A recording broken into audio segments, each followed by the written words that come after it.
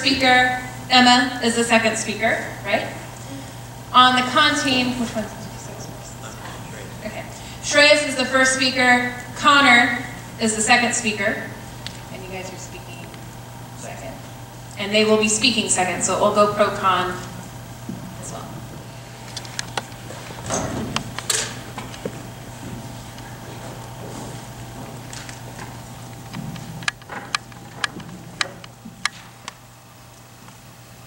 Okay, so before I begin, I want to extend a few thank yous. So first, I'm going to start off by thanking the tap room staff, the judges, and the tournament staff for making this possible in the first place.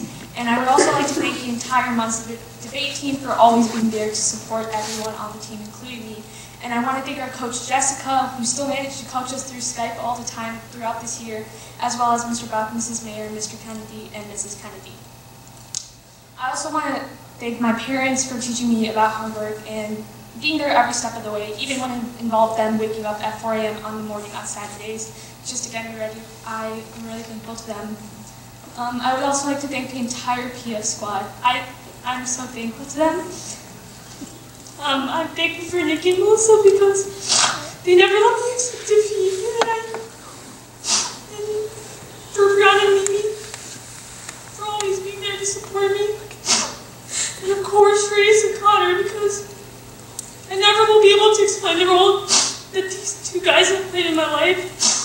Connor for being such an amazing captain. He's probably one of the funniest guys I know and one of the most hardworking people I know. And of course, Shreyas, if you haven't already realized, he's my brother, and he's the reason that I've gained so much love for public forum, and I am forever indebted to him for the dedication that he has and the strive he has to be the best in everything that he does. And his dedication also involved helping me become a better debater, and I really can't express how thankful I really am for him. I would also like to thank my old partner, Karina, because I really wouldn't be here without you either, because you guided me to this point, so I'm really thankful for you as well. And of course, I have to thank Emma, because I know you got stuck with the novice, but you've been here every step of the way, and you've really made me a better debater as well. You being my partner has made me a better debater, so I'm really thankful to you as well. So thank you, Emma.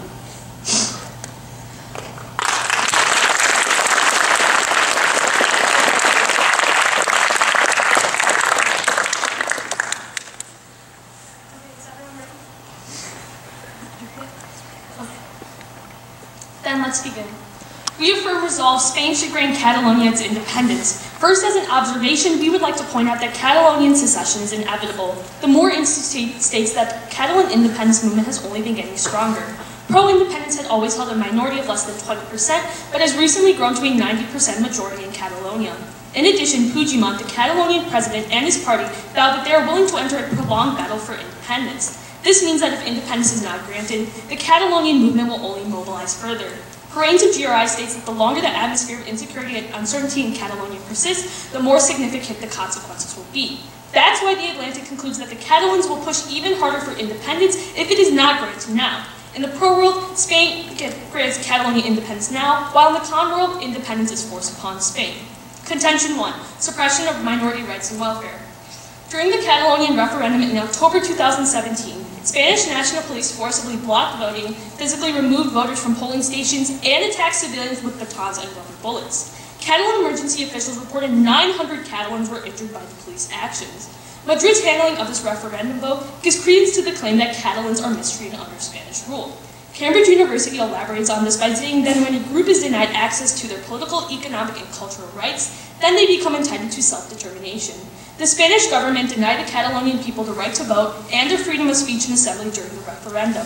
Suppression of Catalonian independence has two impacts, the first being the death of democracy.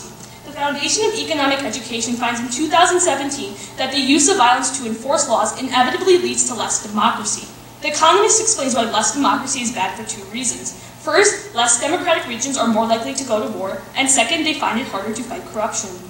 The University of Hawaii system found that the less democratic a government is, the more likely it will kill its citizens in cold blood. The affirmative solves for the protection of Catalan rights and welfare by granting independence. The second impact is police polarization.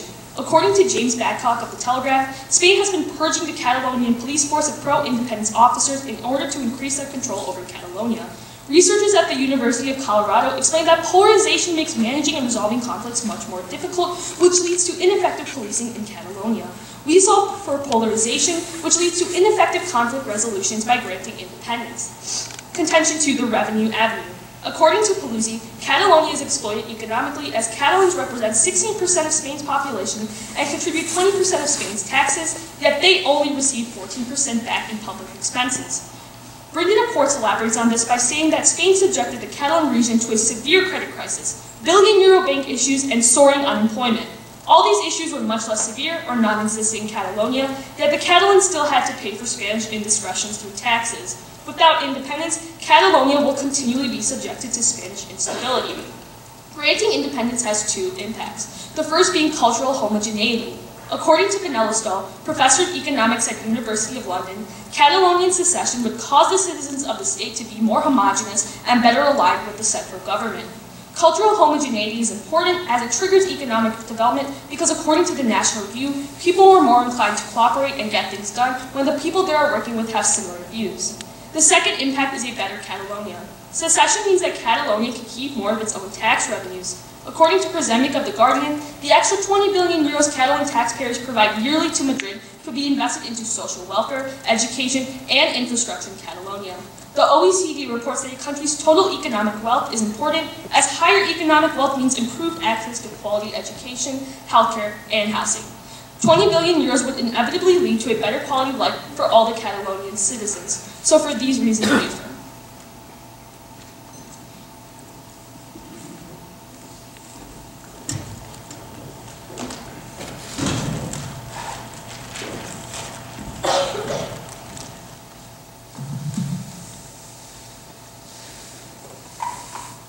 I too would like to extend some thank yous.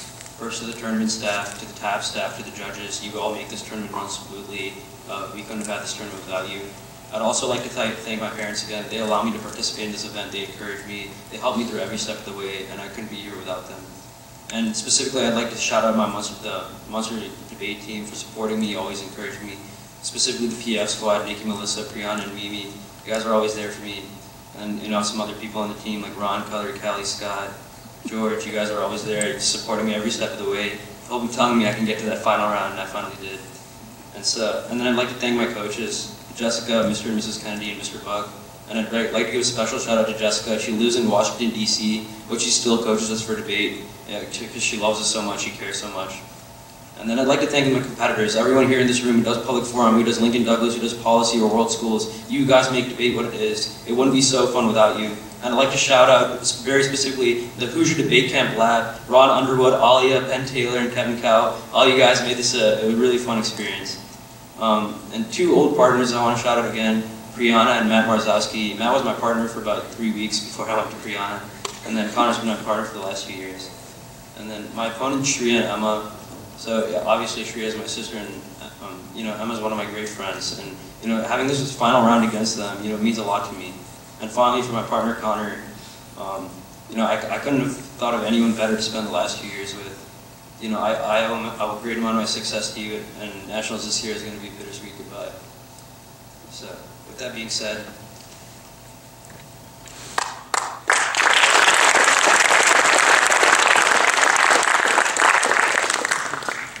also I don't cry a lot, so it was kind of a big deal that my sister made me cry.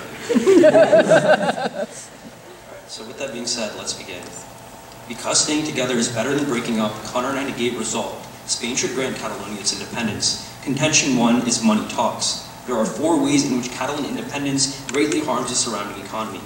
First, business confidence. In the event of Catalan independence, DW News reports that multiple credit agencies would downgrade Catalonia's credit rating. In fact, credit agencies have already threatened that an independent Catalonia's debt bonds would have, quote, junk status. This would increase the amount of money Catalonia would have to pay on its loans, and it would cause investors to flee. Kai of the University of Sydney reports that the downgrading of a nation's sovereign credit rating directly reduces foreign direct investment in the region. Second is devalued currency. The Guardian reports that in the event of independence, Catalonia would have to leave the Eurozone, which is a group of European countries that use the euro as their currency. At least in the short term, Catalonia would have to create their own currency. This is extremely dangerous, as the Financial Times quantifies that an independent Catalan currency would be worth 50% less than the euro. That incites massive inflation. Meyer at John Carroll University concludes that a standalone currency would stop investment in the region and would cause banks and other financial services to pull out. Third is the border effect. Stefan of the University of Notre Dame reports that in the pro-world, Catalonia's newly formed border would cause a decrease in trade with Spain. Magerman of the Kale Institute reports that a new border between two countries decreases trade by 29%. Fourth and finally is tariff costs. The Financial Times reports that independence would block Catalonia from entry into the Eurozone, which means that Catalonia would have to facilitate their own trade agreements without help from the European Union. They ultimately conclude that in this scenario, up to 75% of all regional production would be subject to export tariffs. The impact to all four of these harms is a decrease in the quality of life. Meyer again reports that economic woes in Catalonia would shave 20% off their total GDP, halting economic growth and sending Catalonia into a recession. Ultimately, Logan of the UK Express concludes that unemployment rates would double and the poverty rate would increase by 30%. Contention 2 is heating up the Cold War. Russia sees the Catalan crisis as potentially beneficial to their interests. Because of this, an independent Catalonia empowers Russia in two key ways. First, by setting a dangerous precedent. Russia stands to benefit from the legitimization of separatist movements. Gregory of Forbes magazine reports in 2017 that Putin sees Catalan independence as an opportunity to convince the EU, NATO, and the UN that it is time to recognize that Crimea belongs to Russia. An acceptance of Catalonia on the world stage would give Putin the precedence he needs to complete the annexation of Crimea and other Kremlin-friendly regions. Because of this, Reuters reports that Moscow has been deliberately trying to influence the Catalan independence crisis. Assoc of George Washington University quantifies that around the time of the Catalan referendum, 97% of social media activity related to the referendum could be traced back to Russian sources. This is extremely detrimental because Voices of America reports this morning that Russia is continuing to intensify its hacking operations in Catalonia as a way of destabilizing Europe. The second way is by undermining the European Union. Granting Catalonia independence would put the entire continent of Europe in great danger. Forbes magazine again writes that weakening European unity is perhaps Russia's most cherished policy goal, and Catalan independence strikes at the heart of European cohesion. McHenry of the Hill furthers that the political powers of the EU are the main buffer against Russian influence, since the EU together has a greater political influence than the sum of its parts. Because of this, Bognani of PBS News reports that if the EU were substantially weakened or dissolved, that Russia could engage in a divide and conquer scenario where they overpower all their European adversaries. PBS concludes that the end result of this scenario would be a gradual reduction in Western values like open trade, free press, and liberal democracy. Thus, Connor and I are extremely proud to negate.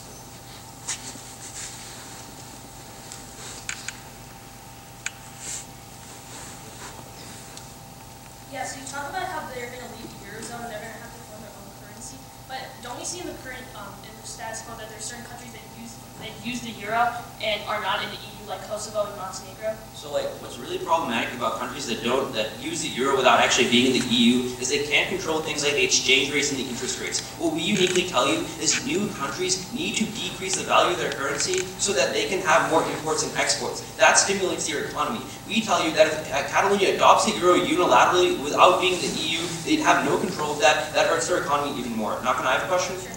Okay, so on your first contention, you tell me it's like a suppression of minority rights and welfare.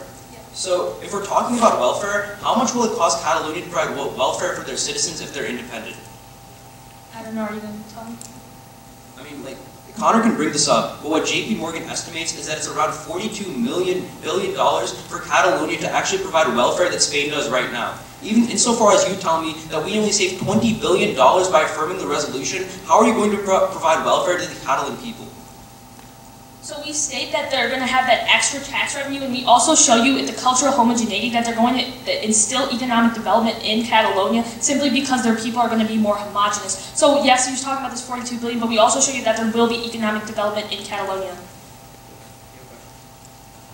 Okay, yeah, so you talk about the border effect, how does it, if we see that the resolution states that Spain will be granting Catalonia independence, how's the border effect like correlate to this decrease in trade with Catalonia? So like inherently having a border between two countries just makes trade more difficult. Like you have these tariffs on them. When it's leaving the country, there are more costs on actually making that product, like getting that product into the market. Whereas domestically, those costs are drastically reduced. That's why the Cahill Institute estimates that a new border decreases trade between two countries by 29%.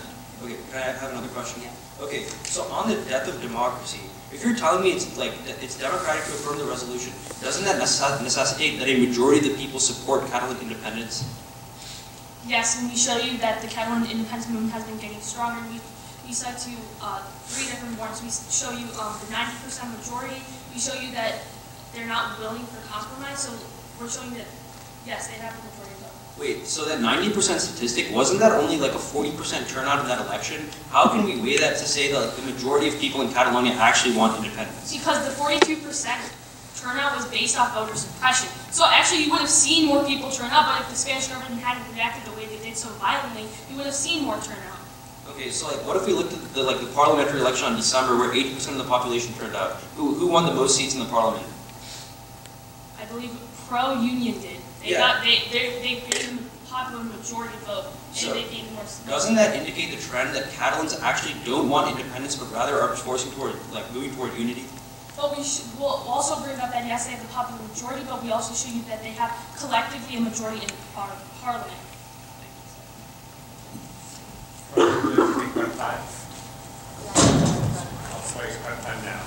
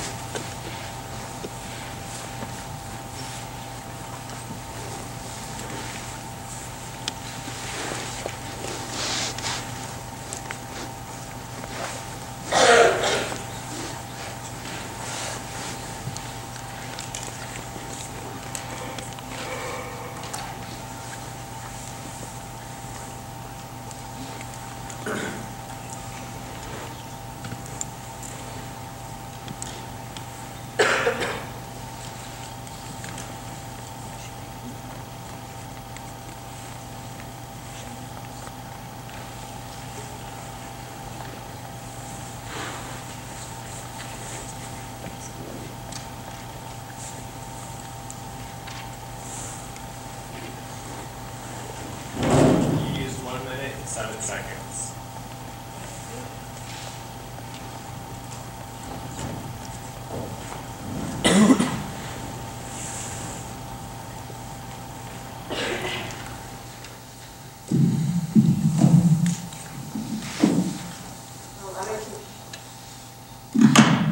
I'm going to continue with thank yous, just like everyone else has.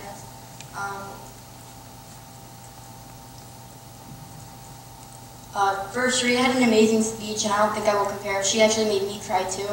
I would like to thank all my teammates and my coaches. First, Jessica, our coach, who somehow managed to judge via Skype, which I find amazing. I would also like to thank Mr. Buck and the Kennedys, especially Mrs. Kennedy, who made sure I turned an exact change for every tournament. Thanks to everyone who's working the tournament and allowed it to run successfully. I would like to thank Mr. Meyer for pushing me into competitive debate. I would also like to state I really appreciate the entire PF squad. Thank you, Melissa, for always being positive and encouraging me and helping me. Second, Priyan and Mimi for just being themselves and actually both being my past partners and helping me improve in debate. And finally, I don't even know how to thank Connor Shreyas. I don't really know how to express my thanks. I can't even begin to show how much they've affected my debate career. I love both these guys so much. Shreyas and Connor really showed me the benefits of hard work and how it really pays off. I'm thankful for my parents for supporting me in this strenuous activity, and my dad for always waking up every morning, and my mom for always supporting me. I can't forget my brother Eli, who's really helpful and talks to me about debate. Also my extended family. My grandpa called me earlier from Florida and asked me how today was going. They really support me in the activity that I love, and most importantly, Shriya, who I literally wouldn't be here without. I really appreciate your sacrifice of FaceTiming whenever I ask and spending all winter break with me to prep this topic. And I'm really proud of you for starting as a novice and me angeling one of your first rounds, and now here you are with me in the final round. Okay, I'm going to start my rebuttal.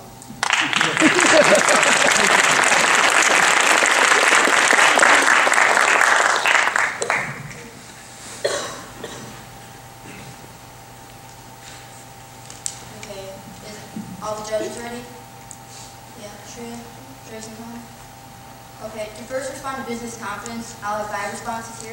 First, according to Forbes, private equity investors often set their sights on emerging countries in search of a new transaction with satisfying risk and reward. So you can see that the investors are actually going to set their sights on these emerging countries because they want these satisfying risk and rewards. Second, these claims for business confidence are unfounded because Catalonia would have a very successful economy on their own. They would have a gross domestic product of $314 billion, according to calculations by the OECD, which would make it the 34th largest economy in the world. Third, turn this against them onto our side because economic uncertainty will only last longer if independence is not granted. Because as we observed in case, when we talk about Catalan succession being inevitable, since independence movement will only continue, independence is not granted, it is preferable to mitigate their impacts now by granting independence. You also mitigate all the violence that's going to continue in the con world unless you grant independence now. Fourth, again, what I just stated, turn this against them because when you affirm right now, you get rid of this business confidence that they're talking about, the issue for business confidence. Fifth, Bonnet 17 explains that without Catalonia, Spain would be forced to develop its economy in other regions, which actually triggers greater economic development in these other regions. To respond to their devalued currency, I'll have one main point here. Spain would still be allowed to use the euro. Take Montenegro and Kosovo as examples. 2 countries who are not in the European Union, yet they are allowed to use the euro and they don't experience all these harms that they talk about devalued currency. To respond to their fourth point about tariffs, we would like to see that Catalonia will be allowed into the eurozone, that Spain will object due to the wording of the resolution, which means that Spain will grant independence willingly. Also, other countries only object to Catalonia being in the EU because it is their ally Spain who doesn't allow them in the EU. So when Spain willingly grants independence, all these other countries will also willingly agree to allow them into the EU, and you won't see any of the economy impacts that they're talking about. To respond to their second contention, their point about empowers Russia, I'll have one main argument here. First, Owen Chavella of the University of Canada concluded in a study of Russian behavior that the country's recent expansion policies stem from A, feeling threatened by the U.S., and B, wanting to uphold the traditions of the Russian Orthodox Church, a religion that holds a lot of sway in the country. This means that the Catalan movement is not the unique cause of this Russian expansionism that they talk about in the case. To respond to their second contention undermines the EU, I'll have 3 main points here. First, look to University of Barcelona, who writes that the situation wouldn't kick Catalonia out of the EU or the UN, just like I stated earlier, so cross-apply that. Second, they're just historically incorrect. Less than a decade, Kosovo declared independence from Serbia, which at the time was an EU member state. The EU ended up overwhelmingly supporting their entry to the EU, and now even Serbia voted yes to allow Kosovo into the EU. And now the EU is stronger than ever. Saying the EU allowing Catalonia entry will somehow cause splinterings over separatism is ignoring the history that's happened. Third, a big term here. Watkinson of Canterbury University reports that refusing to act as a disciplined Spain for their human rights abuses against Catalonia, the EU actually loses their ability to enforce foreign policy. So when they don't act on the oppression and the rights abuses that we're talking about in case, it makes them lose their ability to enforce foreign policy and makes them seem hypocritical. The Academy for Cultural Democracy confirms this, writing that if the EU preaches a value of human rights and then allows human rights abuses in their own union, their position is severely diminished when attempting to protect democracy abroad because they're not addressing these violence and what's happening in Catalonia. And if you want a perfect example of this, look to Russia. Political reports in October that Putin used the EU ignoring Catalan rights and excuse to abuse the rights of his citizens. Also, they say that Catalans do want independence, that Catalans do not want independence. This is not true. First, according to Senate of the Atlantic Counter, voter suppression by the Spanish people during the referendum actually decreased the turnout even more, since it made people who were going to vote see the Spanish government as heavy-handed and decided not to interfere. Second, CNN reports last month that millennials are the most ardent supporters of independence. That's why they conclude as time goes on, support for independence will only continue to grow. And third, Express magazine writes that low approval rates for the Spanish Prime Minister are at historical lows. For these reasons, we urge a vote. How much? Just like roll on it. Yeah. Start it now.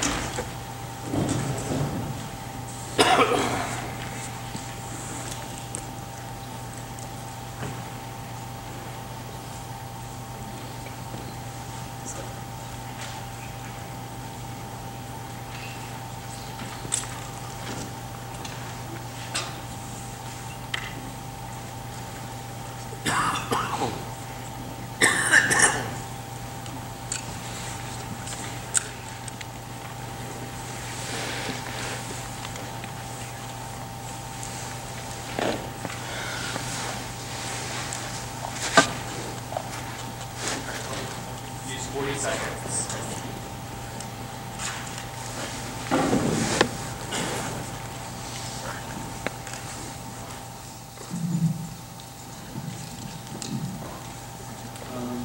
Can everyone hear me? All right.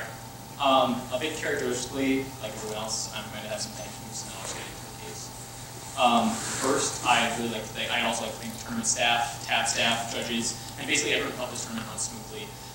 This is my 4th state tournament, and I think it's the best run one that I've been to. I'd like to thank the parents and of both Shriya and Shreyas and my own. Mr. and Mrs. Iyer have let me into their house many times late at night, just to work on debate and just to go over arguments to see if we can prepare more for the next tournament. And my own parents have woken me up at 4 or 5 a.m. in the morning, and they've just been nothing but supportive with debate, even though we generally devolve into screaming arguments at dinner. I'd like to thank our coaches, Mr. and Mrs. Kennedy, Mr. Buck, and Jessica. Once again, I think it's absolutely amazing that Jessica still manages to coach and has such a profound impact on this team through even living all the way on the East Coast. Next, I'd like to thank pretty much the entire Indiana debate team. This is my 4th and last year in debate, and whether it's from Chesterton, West Lafayette, Valparaiso, or any other school, everyone here has had a profound impact on me, and I consider many, if not all of you, some of my closest friends. And every round that I've debated against, every time we've spent waiting for results, every ribbon that I've gotten, it's made me a better person, I think, for that. Also, this is a bit to return the favor. I'd like to thank Arjun Ramani, because he thanked me in his speech last year, and I kind of have to return it, I'd like to thank Hoosier Debate Camp once again. They really helped us with hone our skills, and it helped Shreyas and I with a lot of team unity. I'd like to thank my first debate partner, which was Hans Babiwala. We were debate partners for 2 years, and she was really the person who roped me into public forum debate, where that I was drifting towards extemporaneous speech. I'm really glad I picked this one. Next, I'd like to thank Emma and Shriya. They are two of my last novices, and I think it's absolutely amazing that I am able to debate them here on this final round stage. And last but not least, I'd really like to thank Shreyas. If there was one person I know that has the love and passion for an activity like I do, or even more, it's Shreyas. The amount that he walks up to me in school just to talk about arguments, the amount that I see the drive in him on every issue for everything, it truly amazes me, and I'm extremely thankful that I can have him as a partner. All right.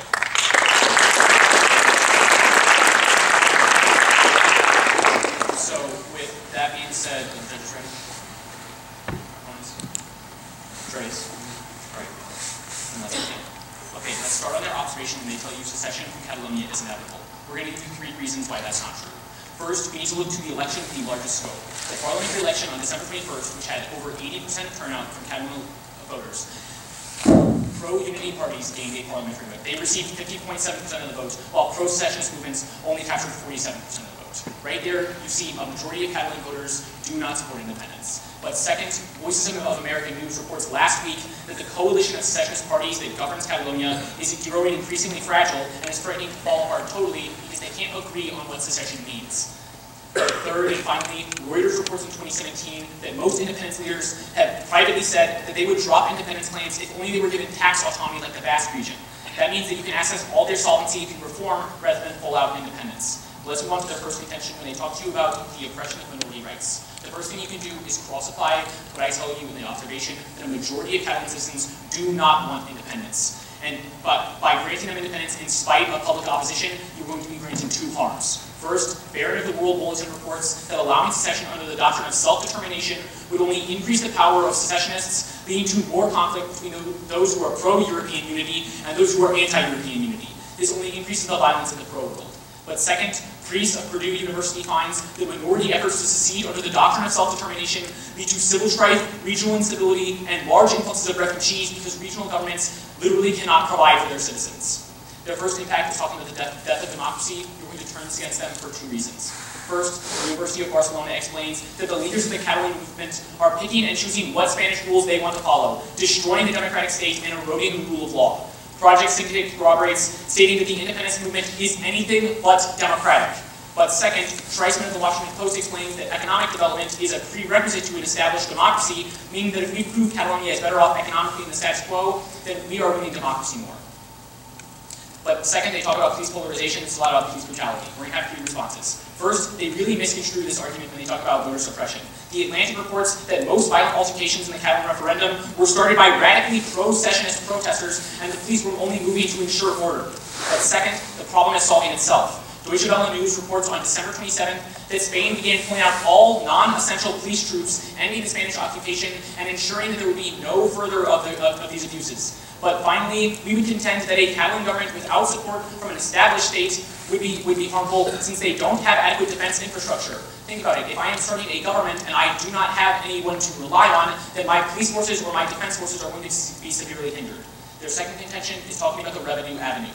First of all, they talk to you about this disparity between how much Catalonia pays and how much they get back, but they're vastly over-exaggerating the disparity. El País News reports that in recent years, 2 other regions in Spain have had larger deficits between what they pay and what they get back. They've had large deficits in Catalonia, and neither of these regions is advocating for independence. Just because we tax California more than Montana doesn't mean California should secede. But second, we can turn this on them because when you to Maranzell of John Carroll University, he explains that these taxes allow the central government to provide administrative services to Catalonia. In the pro world, JP Morgan quantifies that it would take $42 billion a year for Catalonia to provide these services on its own. They only tell you that you would be saving at most 20 to 21 billion. That still leaves a shortfall of over $20 billion, and that is something the Pro Team cannot solve for. Their first impact is cultural homogeneity. First, the Pro Team cannot solve for this. Realize that even without Catalonia, Spain is 16 distinct cultural regions that have many different languages, many different cultures, and different industries in which they specialize. That means they cannot become more culturally homogeneous, and they don't access these benefits. But second, they talk about the better Catalonia. Basically, the only thing you need to do here is to cross-slide the JP Morgan part, which says, in the pro world, the Catalan government can literally not pay for, or can literally not abide for their citizens. For these reasons, Shreyas and I are very proud to be engaged.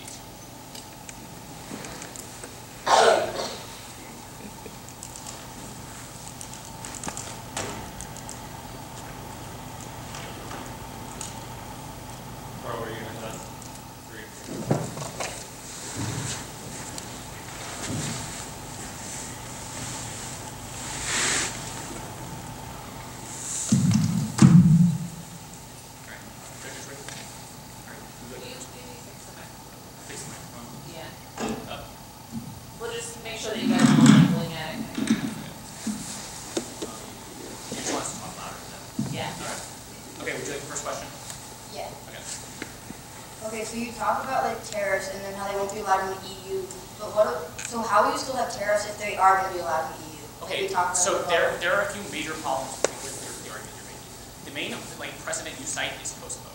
Here's the big problem with Kosovo. You say a majority of EU member states still they want them in the EU now, but what's actually happening is Kosovo is still facing opposition from 5 EU member states, which means they cannot accede into the EU, so they still have to face major tariff costs. Yeah, On top of that, they're using the EU or they're using the euro without the EU's consent, which means that they have more inflation, and it's drastically undermining their economy. Do you mind if I have a question? Okay, so with the saving as much money as you do from Catalan taxes, what is this going to be put into? We talk about improved welfare, improved education, all the impacts on some point about better Catalonia. Okay, can you give me any mathematical analysis versus how much how much Spain spent on that now versus how much Catalonia would have to spend? I know that, exactly what you mean, how much? I'm telling you that Catalonia gets $20 billion back in taxes, and that $20 billion can go towards education and welfare. So $20 billion is the cap? That's what we use, but then we talk about $42 billion and how they would be able to be economically sound. But what about the fact that we're telling you that they would be economically sound if they were to become independent. So who's to say they can't pay this $42 billion we talk about? Well, here's the biggest problem.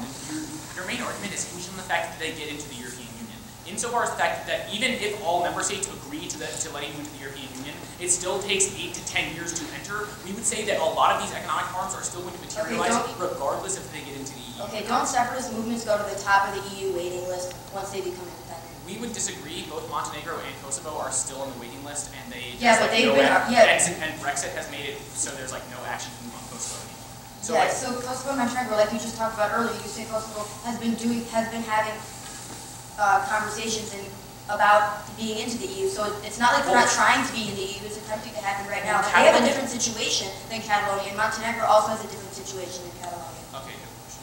No, you haven't. Okay, so when we talk about like suppression of minority rights, should we abide by like democratic? So like should this round be on who best abides by democracy?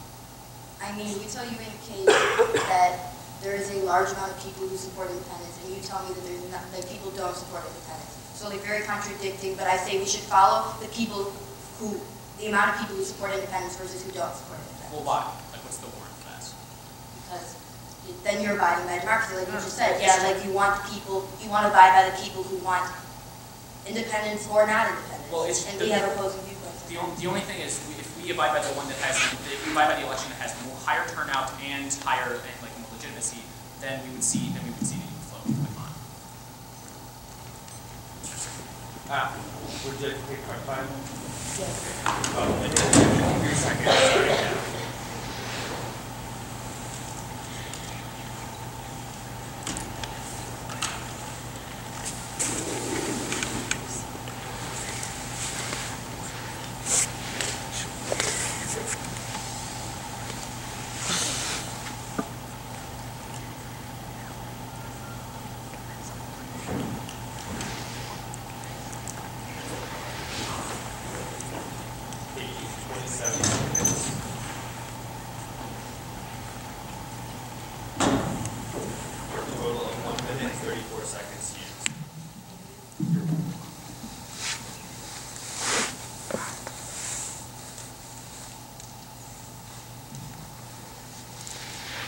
Is everyone ready? Okay, then let's begin. So let's return to the observation that we give you at the beginning of case. Remember how we tell you that Catalonian secession is inevitable, and our proponents respond that independence seekers would drop independence claims for tax autonomy, but we can see in the past that Catalonia has vied for autonomy, but has always been rejected from the Spanish government. So we can clearly see that autonomy wouldn't even be offered, but remember how Emma states in her about how millennials are the most ardent supporters of independence. So we can see the fight for independence becomes long-term, because we're going to see, you can cross-reference the Atlantic card where we show you that if independence is not granted now, we're only going to see the Catalans push harder for independence in the long term. But we solve for this uncertainty and violence by granting independence now. So to our first contention, our opponents state that mainly the suppression of minority rights and welfare is not true, because Catalonians don't want independence, and they focus this around the referendum turnout. But again, remember how we continuously bring up that this was due to voter suppression from the Catalan government, and they never addressed the fact that 900 Catalans were heard during this and denied their rights during this referendum. So there's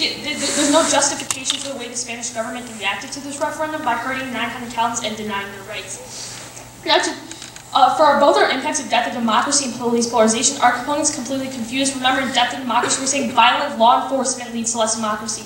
They're saying that if you vote against independence, you're basically suppressing what the majority wants. Remember how we bring up that this was because of voter suppression, but also on police polarization, our opponents just state, oh, they took the police troops out of Catalonia. Spain isn't there anymore. But we're talking about the Spanish government taking them out of Catalonia, not the Spanish police force. They completely confuse us. So to our second contention, we talk about revenue, avenue, and they said this JP Morgan card about how it's 42 billion. They won't be able to provide for themselves. But remember how Emma brings up that they would be in the EU, because we show you that Spain would willingly be granting Catalonia this independence. We also show you that if they are independent, they'll have a $314 billion GDP and the 34th biggest economy in the world. Thank you.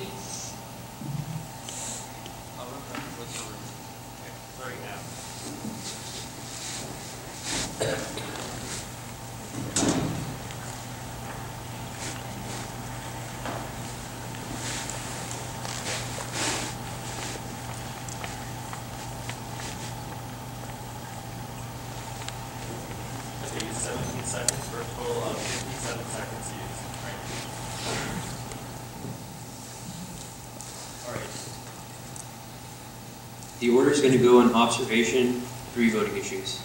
Are all my judges ready? Shriya and Emma? Yeah. Connor? Yes. All right, let's begin. As an observation, remember what they tell you. They say independence is inevitable. They only respond to one of the 3 warrants we give you. We tell you first that the parliamentary election shows that when 80% of the Catalans turned out, more than the majority of them voted for pro-unionist. That tells you support is high for unionization, not for separatism. But second, we tell you the parties are factionalized. Both of those things go unresponded by Shriya and Emma. The third thing they respond to is when they say, Reuters reports that leaders say they will drop independence if they're granted tax autonomy. They say historically it hasn't worked. Insofar as they're telling you they're willing to drop independence, they say they give no warrant to this. The first voting issue is going to be democracy. First of all, recognize they don't have majority support. What we tell you on the parliamentary elections is majority of people actually voted for pro-unionists. That's the best way to look at this because 80% of the population turned out. But even more importantly, she tells you that we should Emma tells you in the last crossfire that we should abide by democracy. If that's true, you shouldn't be voting pro because most of the people don't actually want independence. But even then, what the Atlantic explains is that because so many people don't want independence in Catalonia, if you grant independence, you're going to increase polarization. That increases the chance for conflict. But second and more importantly, remember the term Connor gives you from the University of Barcelona that says independence leaders are picking and choosing what laws they want to follow. That in itself is inherently undemocratic. The second voting issue is the economy. What they tell you, the biggest problem with my opponent's argument is time frame on the EU. They'd like you to think that if Catalonia were independent, it'd instantly become an EU member. Or what Reuters tells you, it would take at least 2 to 10 years for Catalonia to even be admitted. That's really important because on face, if you vote pro, you're creating this long period of economic and political uncertainty. They're never ever going to solve for that, but even more so, remember the JP Morgan analysis we give you, they need $42 billion just to provide welfare to their citizens. They're only getting $20 billion by affirming the resolution. Insofar as that's true, you're seeing there's going to be an increase in income inequality in Catalonia. The third voting issue is stability. The two really big analysis here. First, Soroki of Duke University finds 87% of the time after a secessionist region is granted independence, violence erupts, and when Russian instability is greatly increased in the pro, they read you Almachov who says it's because of their religion, but that evidence only talks about soft power. Thus we negate it.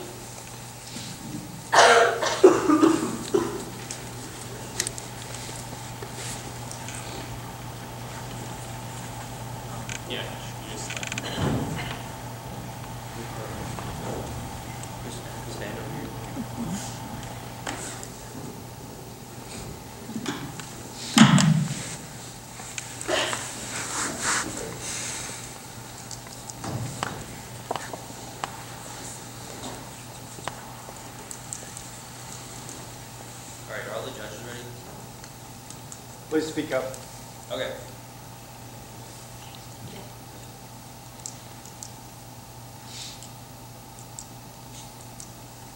Okay.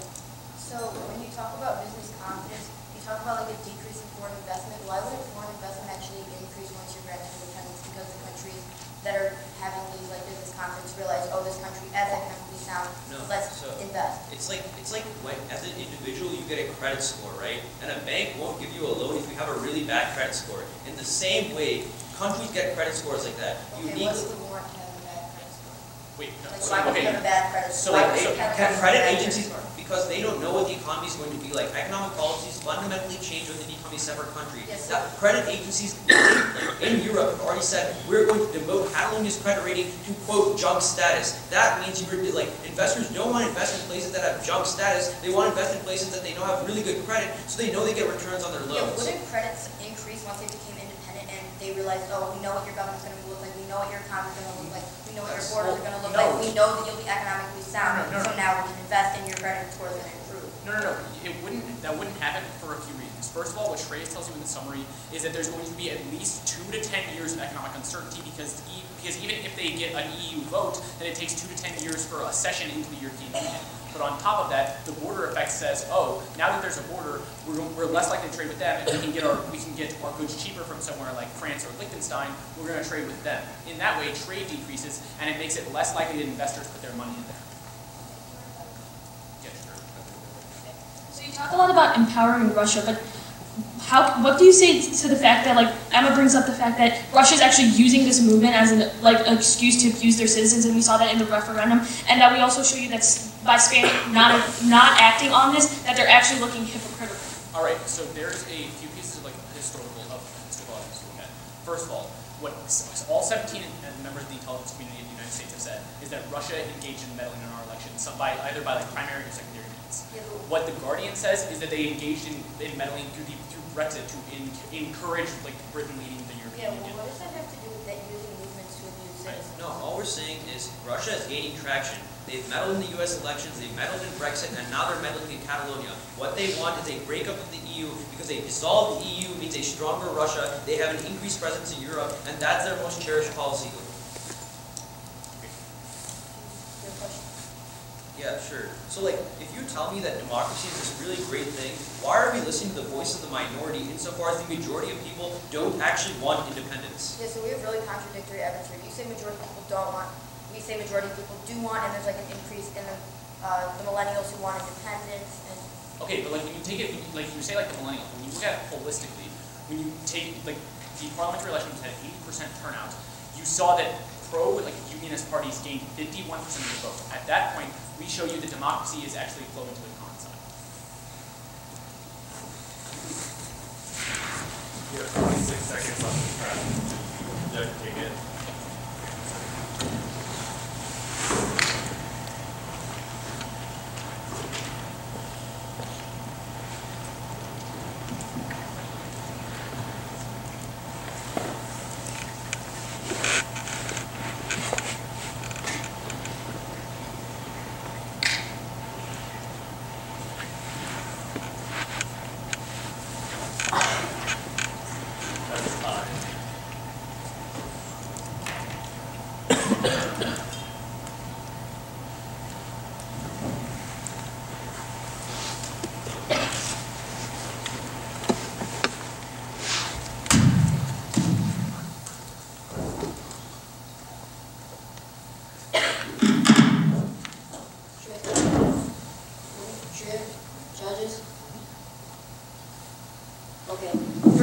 we're going to talk about how a majority of people do support, therefore you are abiding by democracy. Remember, we tell you Senate of the Atlantic Council, which they don't talk about. Voter suppression by the Spanish people during the referendum actually decreased turnout since it made people who were going to vote see the Spanish government as heavy-handed and decide tax which was here. Also, remember what we talked to you about, approval rates are really low for the Prime Minister Rajoy, so that warrants that people all across Spain see the Spanish government's action as eroding the country's democracy, therefore support is high. So first, what we're going to talk about Russia. Remember what Shriya talks about and I talk about throughout the round, that it's using its movement to abuse citizens, the abuse that we talk about in case from Catalonia as well. And then Umichavela, the University of Kansas concludes that the study of Russian behavior of the country's recent expansion policies stems from feeling threatened by the U.S. They like indict this Russian Orthodox Church, but remember they feel that because they're feeling threatened by the U.S. So that's not unique. And second voter, we're going to talk about the EU. Remember the time frame argument I did about how they will go to the top of the list. Second, they will be allowed in the EU, so you can see that Spain or Catalonia will be economically sound in the long term, because I tell you how they have a gross domestic product of $314 billion and would make it the 34th largest economy in the world. And then we're going to talk about police polarization and death and democracy, our two biggest impacts here. So first, police polarization. We say purging of the national police force of pro-independence parties leads to polarization. Polarization is bad because it leads to ineffective police control. They tell you that the Spanish police are leaving the Catalan region. Remember, that's not what we're talking about. They don't really address that. Therefore, you can see that we solve for police polarization. And then let's talk about death democracy. Death democracy basically states that violent law enforcement leads to an increased chance of conflict and corruption. That's really bad. They just tell you to abide by the democratic views and oh, people don't support, so that's democracy. But remember, this death of democracy impact is about using violent law enforcement, which leads to increased chances of conflict and corruption. For these reasons, we can only see a vote. Yep, 106. All right, voting now.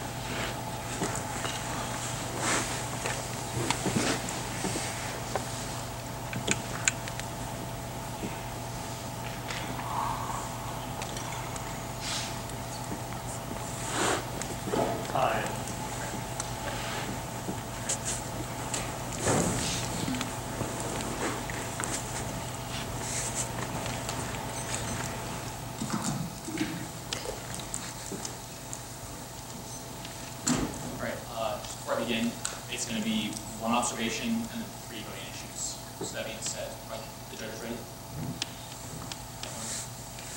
Shreyas. Okay, as an observation, you can look into what Shreyas had been telling me about this entire round and what Emma and Shriya dropped in the last 2 speeches. This secession is not inevitable. We give you 3 unique warrants as to why that's true. They will respond to one of them, and so far as we show you that both in the parliamentary elections and on the fracturing the coalition of the secessionist parties, that you see secession is not inevitable. In fact, reform is more likely than all-out secession. Let's move on to the first main issue, which is democracy. We're winning this for 3 main reasons. First of all, abiding by majority rule means you vote con. To the parliamentary elections, which had no voter suppression. They talk about the referendum, how there was voter suppression, and without voter suppression, they would ensure majority rule for independence. But the parliamentary elections had no voter suppression. You saw over 80% turnout, and pro-unionist parties received 51% of the votes. Insofar as that is true, then you see that the majority of Catalans actually want to stay in Spain. But second, they totally drop our term, which is very important, showing that Catalan leaders themselves are not abiding by democratic principles. Insofar as they're not playing by the rules, then the Spanish government has no incentive to recognize their legitimacy as a sovereign nation. But finally, on police, they talk about all this police polarization, but they never respond to what we tell you, that if Catalonia were independent, as a prerequisite, they would need established police forces, which they do not have in the status quo. But the second voting issue is going to be the economy. Really big here is the EU time frame. First of all, they don't respond. They say, oh, they can move to the top of the docket, but they never warrant this to you. Prefer our historical analysis, which tells you it takes anywhere between 2 and 10 years to get into the EU, even if all member states get in. Second, they totally dropped our border effects subpoint, which tells you when you create a border that decreases the amount of trade between the 2 countries. And finally, on the economy, they clean drop our evidence, which tells you that even if they get all their taxes back, there will still be a $22 billion shortfall, and they will literally not be able to pay for their citizens. This brings back with a lot of the harms that I talked about in the rebuttal, like instability and refugees. The final voting issue is stability. They talk about a lot about EU legitimacy in Russia. We tell you that European unity is a prerequisite to EU legitimacy. For the reasons we're very proud to make it.